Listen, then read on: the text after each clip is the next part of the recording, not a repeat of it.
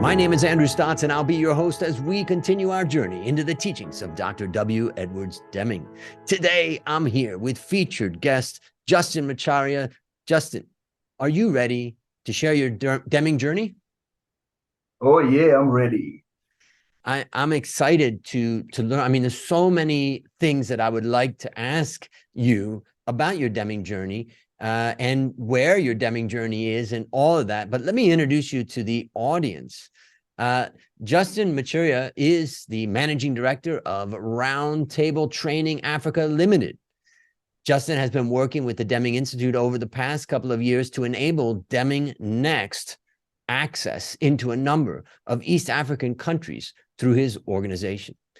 It's going to be beneficial, I think, for all of our listeners to learn about this partnership and the impact that we think the Deming Institute can have in East Africa.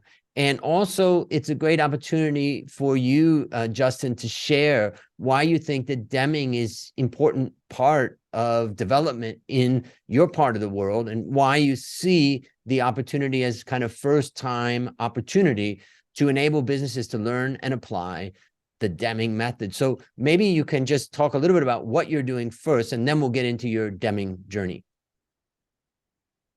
Thank you, Andrew. Yes, so Deming Institute in Africa, basically East Africa, that's Nairobi, Kenya, started off in the year 2020. And we've walked the journey with Kevin and team. And basically what we found that there was an opportunity to instill best practices in manufacturing, hospitality, and any other organizations that are moving from either raw production or the value chain addition. So what inspired us into getting into and partnering with Deming was basically we have lots of trainings, consultants in our area, but however we found that they were lacking in terms of the depth and the philosophies and the models and tools. So what happens is basically we reached out to the Deming Institute, and we did a presentation and asked if we could partner with them. And of course, we had to give a little bit of background about ourselves. And what's basically happening in East Africa right now is because East Africa is big in agribusiness, but agribusiness is on only probably small scale to large scale, and mostly of the cash crops for export. But more and more now, people are getting into value addition and processing. And that comes with a lot of systems, processes, and management skills that are required for that. Apart from that, there's a lot of manufacturing going on, and it's probably sometimes ad hoc and learning on the job, which can be very expensive due to mistakes and systems and processes or lack of thereof. So that has actually created the need and the appreciation.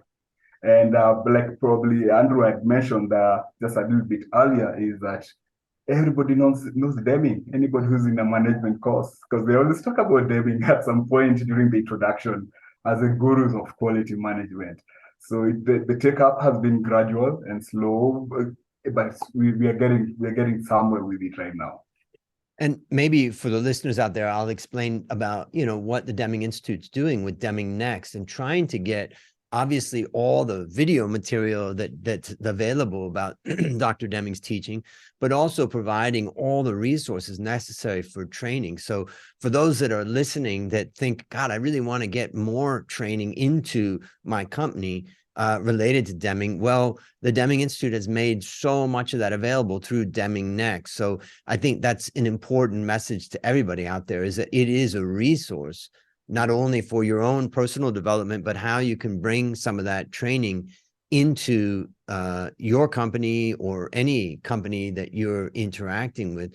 Maybe you just tell us briefly about like what your expectation is, or what you expect to be doing with that material and with your own material, and how are you doing that training, and maybe just tell us a little bit about that. Oh, thanks, Andrew. So what the DemingNEXT actually offers a lot of resources, like you mentioned. There are PDFs, there are case studies, because as much as we train a local organization, it's always good to give them a case study of basically where it has worked before, the successes, because the industries and the verticals, probably is it the service industry, is it the telecommunication, we find because somebody believes in the credibility of a process by basically seeing it has worked before with somebody else. And these are what the challenges they went through. So it shortens the learning curve because you don't have to go through the mistakes they did. They share with the case studies, and this improves. Like what Deming talks a lot about is the continuous improvement. Continuous improvement. So you progressively improve as you go on, get the feedback from the customers, feedback from the system itself. And this has really helped in terms of the resources that are online on DemingNEXT has really helped in fortifying what the facilitators are actually telling and teaching the participants. Fantastic. So for all the listeners and viewers out there, make sure that you go to DemingNEXT to understand what resources are available. And if you are in East Africa, what's the website, your website, that they could go to learn more about what you guys are doing? Oh, yeah, thanks. Our website is www.roundtabletraining.co.ke. Yep. There you'll find a wide array of programs and also the links to the Deming resources as well. Fantastic. So tell us about, now it's time for some of the fun stuff where we talk about your Deming journey. And, as you and I talked about before we turn on the mic, the recorder, you're early in your Deming journey. You've started recently and you're learning. And I know there's plenty of listeners that are early in their Deming journey. And I know there's some old timers also that are listening that are like, okay, so what's it like? So maybe you can tell us about the story about how you first came to understand and learn about the Dr. Deming's teachings, and what was it that hooked you, that made you think, I want to bring this training to other people? Thank you. Yeah, so my journey basically, my career has been spanning over 20 years, actually about 23 years. But actually within my career, I had interacted with so many training institutions, from ICT to management and leadership. However, there's always something lacking in them. There's always something I was feeling. We are not giving them the depth and the case studies and, proven models, things that have worked. So that's basically around 2020, basically around the COVID time.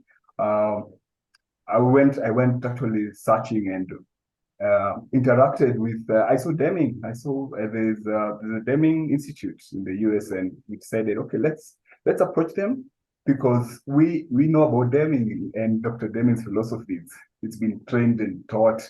But what really caught me, and I remember, and many people remember, is the PDSA cycle. The PDSA, that one, everybody knows about that cycle. So when we reached out, and they actually said, all right, we can give it a try. And hence we started off the journey in East Africa like that. So the PDSA and, appreciation of, systems and all that, those are the ones that basically got us on teach. And maybe we can talk a little bit about what's happening in Africa. For I know a lot of listeners, they may not really know all the stuff that's going on in your part of the world, in East Africa. And I know Kenya's, going through a lot of growth these days. Maybe you can just tell us a little bit about what's going on there, in particular in relation to business and development. You mentioned the idea of being a resources exporter and trying to add more value to that. Yeah, maybe walk us through a little bit about what's happening in the economy of Kenya. Yeah, so Kenya is very strategically positioned in Africa. It's basically the gateway of the East and Central African region, which covers the DRC, Rwanda, Tanzania, Uganda, Ethiopia, Southern Sudan. So the economy is basically very robust, especially in recently the financial market, the mobile banking. Maybe some of you have heard of the mobile banking. Was birthed in Kenya with something called M-Pesa. So the service industry, apart from the agro and the traditional products that have been traditionally produced, this hospitality, tourism. I know you've heard of the big five safaris. So tourism is really huge in East Africa, not only Kenya, but Uganda, Tanzania as well. So with that is the traditional ways of commerce, and the GDP relies heavily on that. However, the service and the technology has been growing recently. And thanks to the internet, there's a lot of resources as well. People are either going to school or they are self-teaching themselves. So you'll a lot to offer from this point of view in terms of tourism, agribusiness, service, telecommunication, and all that. So it's a great place to be. I'm curious, I've lived in Asia almost, the majority of my life, let's say the last 30 years. And as I look back at America, I see one of the reasons why Deming has a hard time is that people are so individually focused, right? Like they want individual compensation, they want individual rewards. They do not want to be part of a system so much and all of that. And you can see that compares to, let's say, Japan, where they really value being part of that system and society. They do not want the individual rewards the way that it's done. And you see every country is different. And I'm just curious, like, what are the motivations that what are the things that drive people there, that, the way people think about business and doing business, so that we can then understand what part of Deming is most appealing? Oh yeah, so yeah, actually it's I can say probably East African Kenya has a lot to borrow from Japan, because uh, people do get a lot of value by coming together, and they value that. So these things we call chamas is like coming together, maybe 10 people pooling resources and getting into a certain business investment. So it's really big, all the way from the ground up. We call it table banking.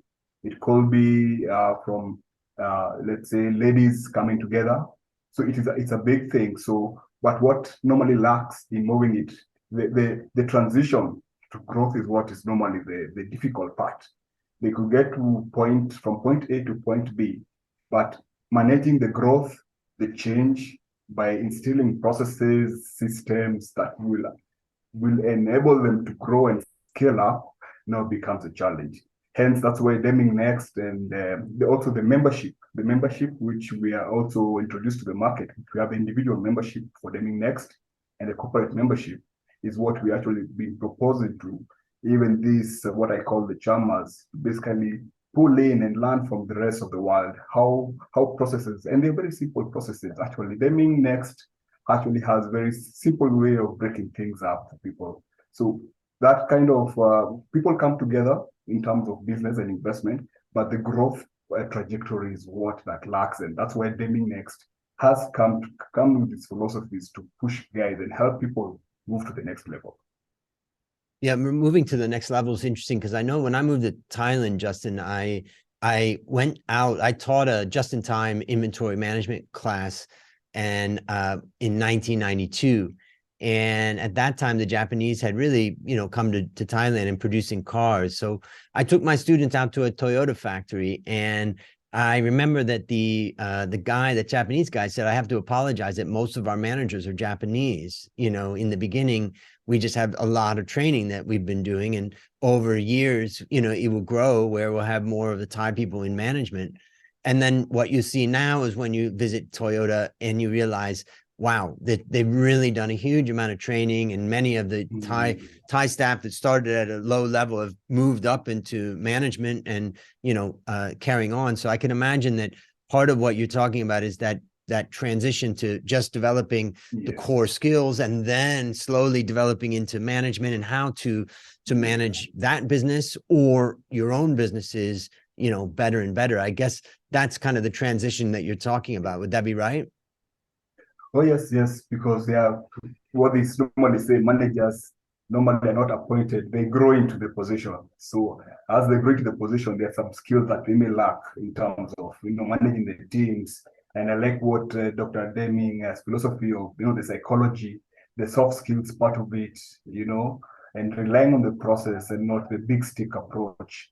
So yeah, it really helps, especially new managers to fit into the role and get the rest to follow and emulate the good practices.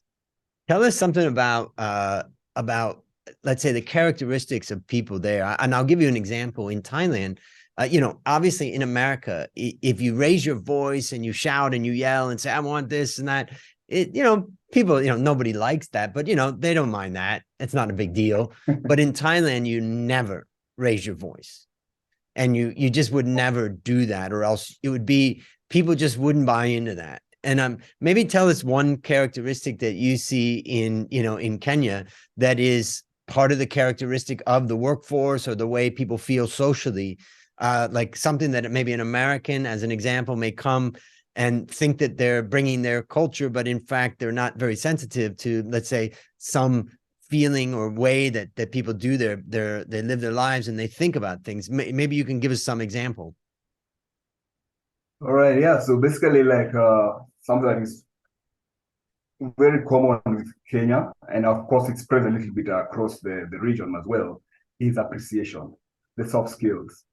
It's continuous, celebrating small successes as well.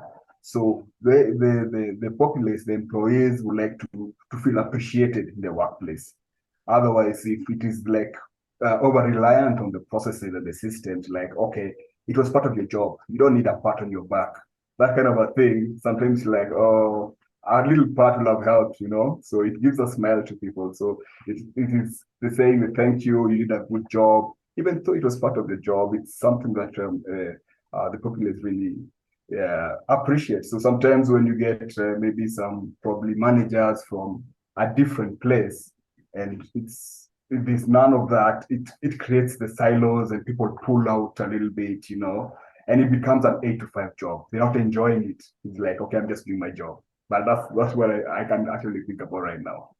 Yeah, it's a great point. And obviously people around the world want intrinsic, they want to feel that they're contributing to the value. And I think different societies have different like need for that. I would say for Thais, they don't have as strong of a need for that, but everybody likes to know when I'm contributing, to the success of the organization and the role that I'm playing. So that's definitely, and I'm guessing that people, a lot of times when you look at Thailand's, got an agricultural history. America has an agricultural history, but it didn't last for very long because it turned into kind of in commercial and industrial agriculture. But when you look at countries that just have such a foundation in agriculture, you have to work together, or else, in harvesting and planting, villages work together in Thailand. Is that part of the history and part of the culture there, or what's it like as far as teamwork versus individual work?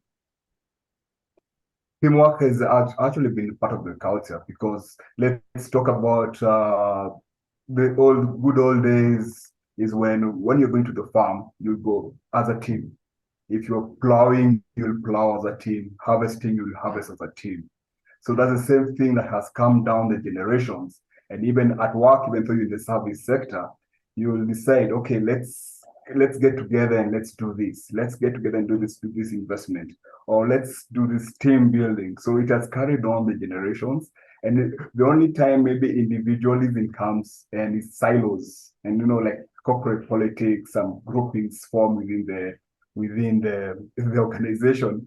But that is a good manager will know how to break the silos and to get people communicating again. So, and Deming as well, it has a multiple courses that you can basically custom make to break the silos, which is a very popular one, especially engagement, emotional intelligence, and all that.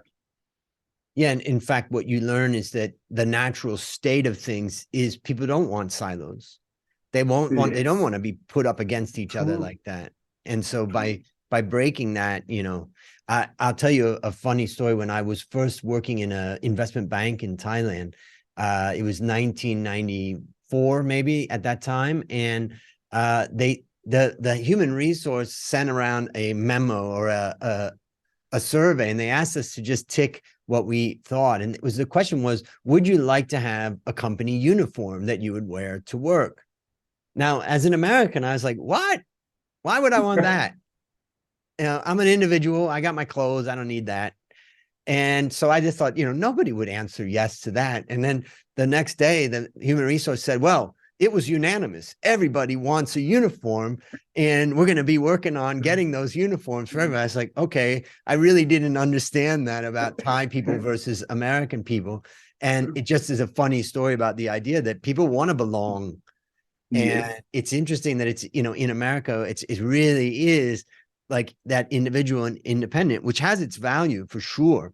But that feeling of belonging, I think, is what I really like about the Deming, content and what the message of Dr. Deming. And it makes me think about, one of the questions that I like to ask is, why Deming? Why now? And I'm curious, what would you answer to that? Because, some people say, oh, it's old stuff and it's been around for a while. And, there's new philosophies and new books and all that. But why would you say, Justin, why Deming? Why now? But yeah, why Deming right now is really simple because we're in a transformational, transitional period for East Africans. And a lot of things have probably been done a little bit ad hoc. You're learning on the job, which is, we all know, is costly. It's costly to learn on the job. So Deming philosophy brings forth a lot of tools and methodologies that you can basically move to the next level using international best practices. So basically what we know is a lot of tools of Deming also have been adopted in different ways. There probably some software have actually been designed, and the background is basically the Deming philosophy. The PDCA circle, is it variations, understanding variations, all those things that help you to move to the next level. Like the PDCA cycle, again, is known with the Toyota. Everybody knows about Toyota in Japan after the World War II, and how Dr. Deming really contributed to that. So it is done, proved. Luckily, also Deming Institute has also modernized the PDA cycle. There's a modern one now that it is in cognizant to the current challenges that we have today. So Deming right now is in the right place. Everybody should go back to the roots. Those who deviated from the roots are finding themselves in unknown territory, and they need to come back to the roots, and we move forward. Fantastic. And I know for the listeners out there, whether you're in East Africa or wherever you are in the world, one of the things that I always see nowadays is like everybody thinks that KPIs, and particularly individual key performance indicators, are the way to manage people. And I think one of the things that I really enjoy about the Deming material and the Deming method is that it's miles beyond just tracking someone's behavior.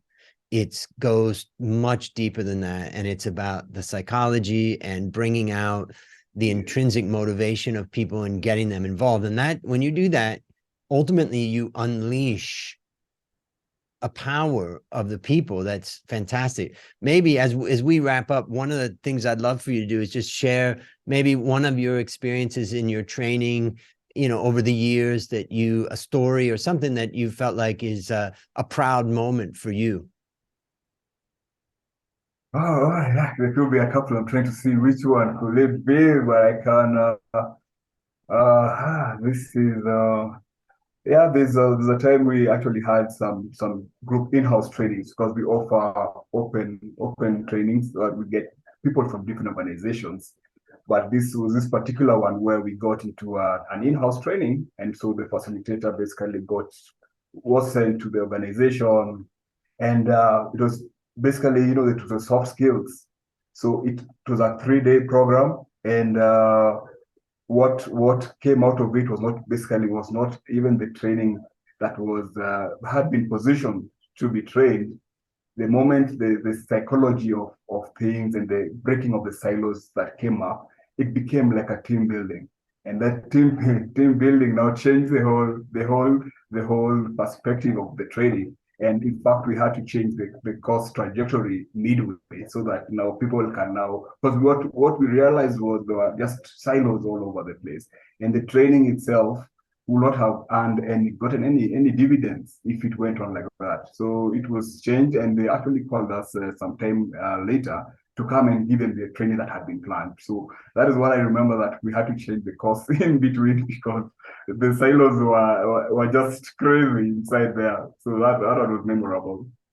It's interesting that you referred to silos many times in this discussion. It's clearly an issue that Deming can help solve, which is, you know, it's happening all around the world, but it's great to think that, you know, that you've got a solution. And for the listeners out there, again, if you're in East Africa, you know, reach out and figure out how you can get some of this great stuff and this great training, you know, to your business. Well, Justin, on behalf of everyone at the Deming Institute, I want to thank you again for coming on the show. And let me ask you, do you have any parting words for the audience? All right. I'd like to, if you're in East Africa, you can go to our website, roundtabletraining.co.ke, enroll into any program, or contact the number that you'll find there, and we can come and have a visit and talk to you more about what and how Deming can transform the organization. Fantastic. And that concludes another great story from the worldwide Deming community and how we learn how Deming is making a footprint in East Africa. Remember to go to Deming.org to continue your journey. This is your host, Andrew Stotz, and I'll leave you with one of my favorite quotes from Dr. Deming. People are entitled to joy in work.